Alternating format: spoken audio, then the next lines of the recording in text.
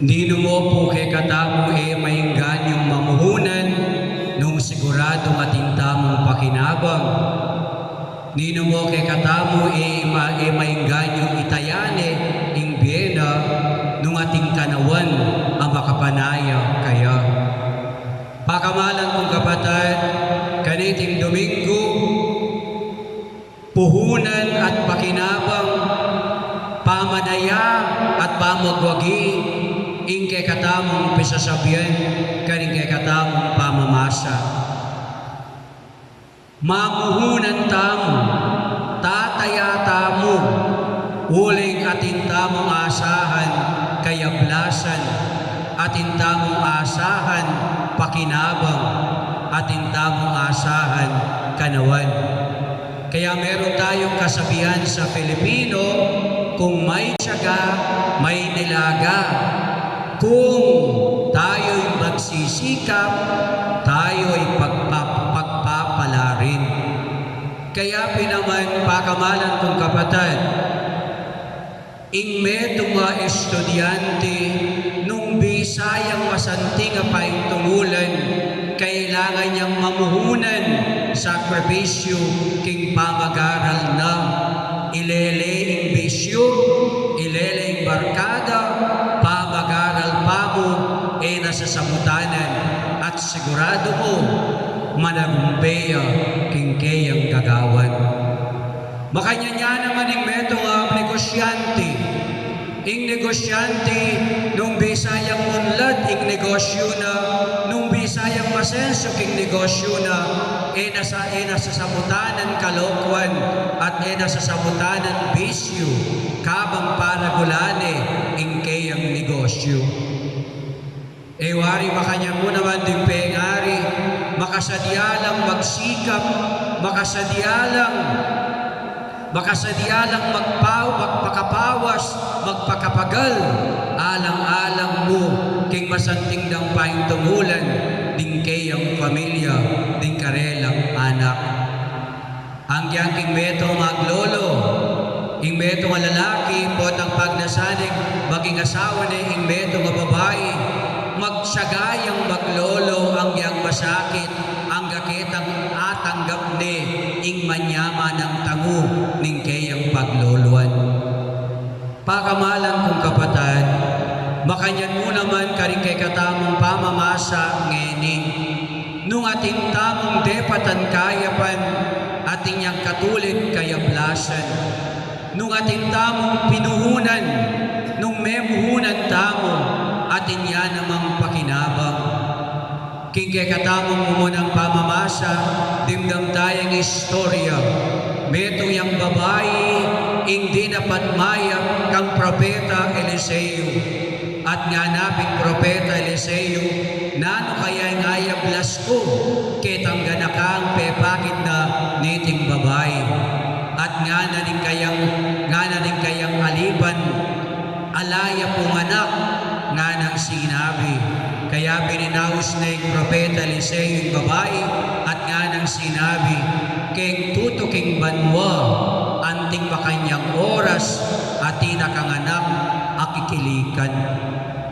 Pakamalan kong kapatid, makanya niya naman yung dimdamtamong may basang ebanghelyo, ang yang malatiya kanuing depatantang kayapan, at inyang katulid ang kayablasan. Nga nang sinabi ng Ginoo, ninuman ning babye ang yang king metong mungtasang danom amarimla, king metong karingpe kamalating deti, uli ning alagad ke, sasabihan mo ke kayo, mi pagkaitan king ablas na. O nung itamang tao, biyasa tang mamablas, karing mayang mararapat kay katamo, ing apong Ginoo pa kaya. Pakamalan kong kapatid, ing apong Ginoo, balo na ing mayap tamong gagawan, balo na ing ganaka akay katamong iambag, karing kalupat ang tao. Kaya pinaban, ating katulid kayablasan, ing ipagkalub na ning apong Ginoo kay katamo. Kalupa ning sabihan ng San Pablo, we cannot outdone the goodness of the Lord. we cannot outdone the generosity of God. If I am generous to my God, God is more than generous to me. Makanano ito? Nung ulitan tayo itang istorya tungkol kang San Pedro at ang po'y ginutang niya sa Kristo, mipagsalita lang nga ng sinabi, Ginoo nga na, likuan mi nga ning ganagana, likuan mi ang pamilya mi, likuan mi ang pibandyan mi, likuan mi ang kabiyayan mi, alang-alang kito. Ngini, naning makapanaya kay kami. Nanong pekibat na ning ginukang San Pedro, Pedro nga na, ninuman ing gulutan ing pamilyana, ninuman ing gulutan ing pibansyana, alang-alang kanako at king kayariana ning banwa. Keti pakingyato, nga nang sasabi ni Ginoo, keti pakingyato, dinalan aukdo ing maging kayablasana at kaybat biye alang angga. Makanya niya kaganaka ing apong ginuta mo.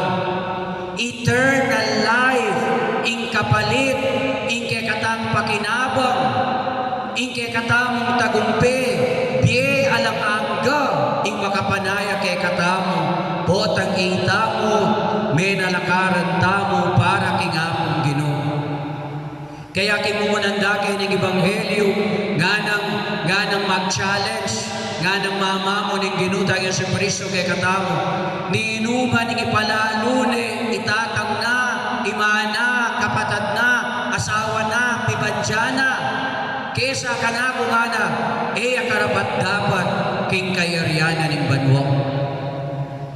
Nanong po rin ang sabihan ng Ginoo, sa salangsangani itang batas, itang kapat, sa salangsangani itang kapat na utos, honor your father and mother. Ali, sa salangsangan, kakabit niya mo king gustong kabilyan. Uling ing pamilya, ing pibansyan. Migit siyang mababa kesa aking apong Ginoo. Nung i-prioritize tayo ing kekatamong gagawan, God first, then family, then others. Kanita tayo, makanya niya pamituki-tuki at pamidalan-dalan ing kekatamong sukat gambadan. Nasasabihan ni nga pong ginumpi kasaman mo rin pengari mo, alin? Luguran mo rin pengari mo, luguran may pamilya mo, pero may palalo. Amimigit king lugod mo, king apong Ginoo. Waring kaliwandake na ng Ebanghelyo nga nang sasabi, seek ye first the kingdom of God and everything will follow unto it. Potang balo tayong inunay ng apong Ginoo king kay katamong biye. Ing apong Ginoo, migit siyang mablas kay katamong. Itang ablas na, migit pa ketang asahan tamo. Pakamalan kong kapatid, panalangin tamo kaniting kay katamong Santa Misa, na sana tamo sa asawa, tamo patugot, gagawang ganaka, gagawang kayapan, karing kalubatang tao, uling tandaan tamo, at inyang katulid kayablasan, iba't king apong Ginoo. Una tayo sana palagi ing apong Ginoo king kay katamong biye. Uling po tang inuna tayo ing apong Ginoo king kay katamong biye. Tuki nangan ing ganaganang kailangan tamo kay di paking yato at ing ablas na biye alang angga. Remember the gospel last Sunday? Nga nang sasabi ng Ginoo, ninuman ing ipasyag na ako, pakilala na ako kay tiking yato, kilalanan kya naman arapanan ng ipak. Dapat ninuman impikarinay na ako kay tiking yato, arapanan ng ipak, pikarinay kya naman. Kaya pinitataktaya king lugta mo, pakamalan kong kapatid, God first. aga nakakita ng istorya ng Thomas More, akikatampig masusyan last June 22, yapin ng martir ng England, Bayo 1535, tandaan tayo, Bayo 1535, in England, Katoliko yung bansa. Pero after 1535, ginawa niya king iglesia, king Roma, ginawa yung sarili ng iglesia. Yapin ng Ausandang Church of England or Anglicans, ating pamuntok, yapin ng ari. Ginawa niya uling impapa, buring panusigan, imburi ng balyari ng ari. Naniburi ng gawa ng ari, lakwa ng asawa na, ing legitimate wife na, Catherine of Aragon, uling buri ng maging asawa, Anna Boleyn. Pero nga na ng Santo Papa, you are validly married to Catherine, therefore, may pwedeng kawan yan. Kaya ni sigawa na ng ari, nung kabisa nga na, kawani kami. Kaya ginawa yung pisambana. At in Thomas More, medyo ya karing menalakaran, uling mata siya posisyon king gobyerno, Chancelloria. Ne Chancelloria. Anyang abalo na ningari na ebisang tuki, king burina, pe pakulong ne in Thomas More. Anyang makakulong ne, pipilitan ding magbalik lung king ari, pipilitan ding kawani na king Roma. Pero nanong pekibat ng Thomas More. I am the loyal servant of the King of England, but God first. I am very loyal to the King of England, pero nung pisasabihan prinsipyo king kasalpantayanan, ing apong Ginoo, ya ing manimuna king biyen. Kaya pinamanan niyang 1535, tip-top de battle, King Tower of London, Thomas More. Kaya pinme wala yung biye ng Thomas More, pero biye alanganga, ing meging kapalit ng apong Ginoo. Luwen nyo, 1535, kaninya pang may biye Thomas More, pero ang gageni ing yung Thomas More, bakas-bakasan tayo, king katamong kasalpantayanan, at lalong tayo, anting alimbawa, ning katamong kapaniwalan. Makanyan ning amanwana ning apong Ginoo katamong. Makalingwan, ing kayapan, adaraptan ta. Makalingwan, ing kabayanihan, ning katamong gagampadan, king biye kete Kaya panalangin tamo, nung ating mampami katagon, ang marapat king kay katamong biye, sana gugulot king apong Ginoo. Nire pagmaragul tamo, king apong Ginoo tamo, hanggang kamatayan. Kalupa na ning sinabi na ning kay katamong munang santo, San Lorenzo Ruiz,